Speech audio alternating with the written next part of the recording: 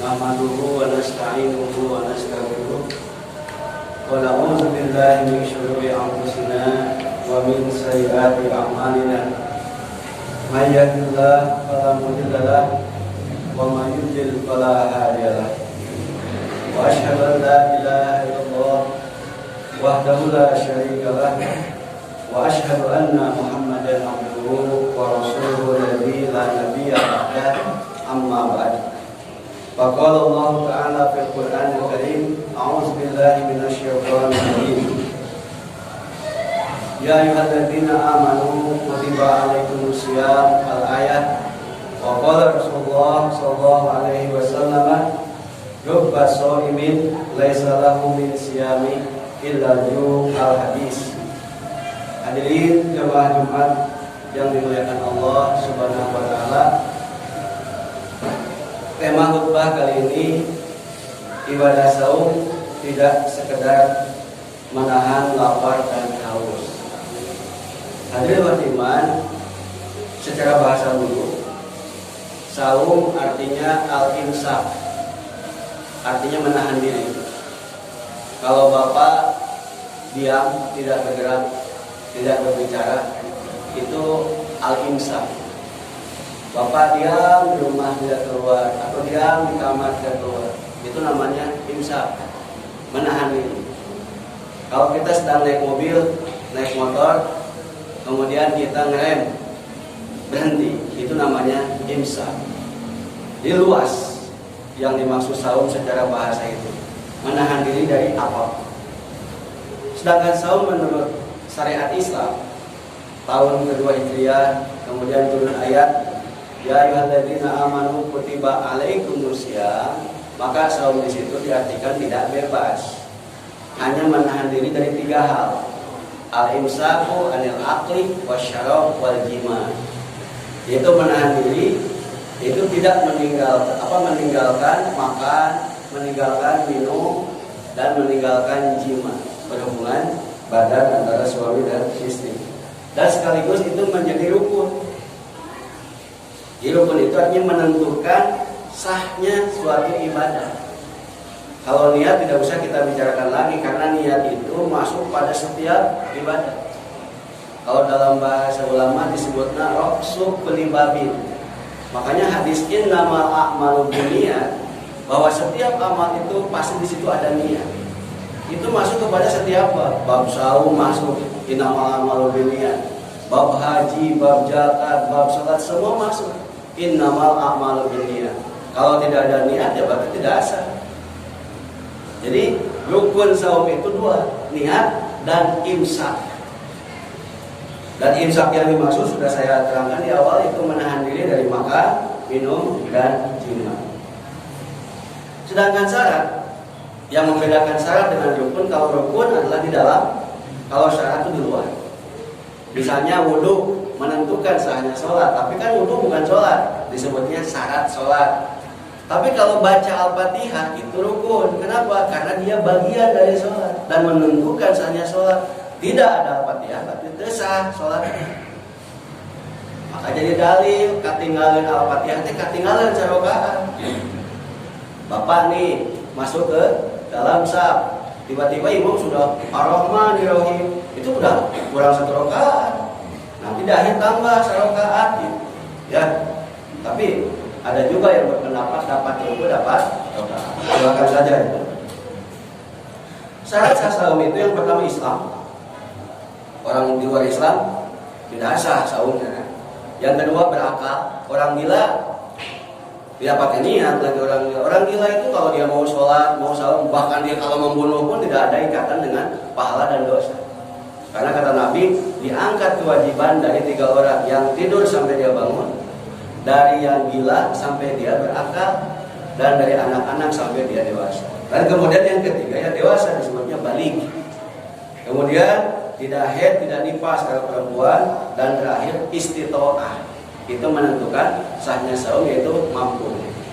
Lalu apa kaitan dengan judul? Dalam judul, ibadah saum tidak hanya sekedar menahan lapar dan haus. Berarti kita sudah tahu bahwa tidak makan, tidak minum itu pokok. Artinya menentukan sah dan tidaknya, bukan masalah dapat pahala dan tidak. Berarti yang terkait dengan dulu apakah afdol atau tidak kalau saum tapi masih kena bohong gitu. Orang saum nggak bohong, apakah bohongnya itu membatalkan saum? Tidak, tetapi bisa membatalkan pahala saum. Maka harus dibedakan antara batal saum dengan batal pahala saum.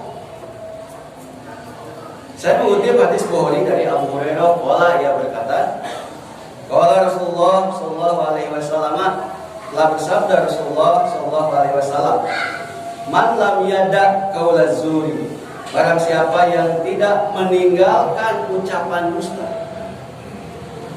wal amala bihi, dan dia mengamalkan dusta itu padahal dia sedang saum, falaisa lillahi hajatun, maka Allah tidak perlu kepadanya bi an yada atau amahu wa syarabahu, walaupun dia meninggalkan makan dan minum.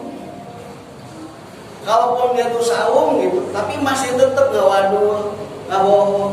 Kata hadis, kata Nabi, Allah tidak perlu kepadanya walaupun dia itu lapar, walaupun dia itu tidak perlu. Apa yang dimaksud dengan tidak perlu? Kalau secara ilmu tauhid, memang Allah tidak perlu kepada kita. Apapun amal ibadah kita, Allah tidak perlu. Saya ingin bandingkan dengan satu ayat dalam Al-Quran, bab kurban. A'udzu billahi minasyaitonir rajim. Lan yanalallaha luhumuha wala dima'uha walakin yanaluhu taqwa minkum. Allah tidak akan terima dagingnya. Allah tidak perlu darahnya. Toh dagingnya dimakan oleh siapa? Ya oleh manusia. Allah tidak makan dagingnya. Kalau kita kurban, apa yang sampai kepada Allah? Takwanya. Apa itu? Siap diperintah oleh Allah, taat kepada perintah, dan siap kalau Allah melarang akan ditinggalkan. Itulah yang dimaksud takwa. Jadi Allah Subhanahu wa taala tidak perlu saum kita, tidak perlu. Tapi pada intinya Allah menghendaki bahwa ketika kita saum bukan hanya menahan diri dari makan dan minum. Apan bohong teh keur teu puasa kita meunah. Apa ngagibah jeung ngagosip teh keur teu puasa oge teu meunah. Komo atuh lamun puasa?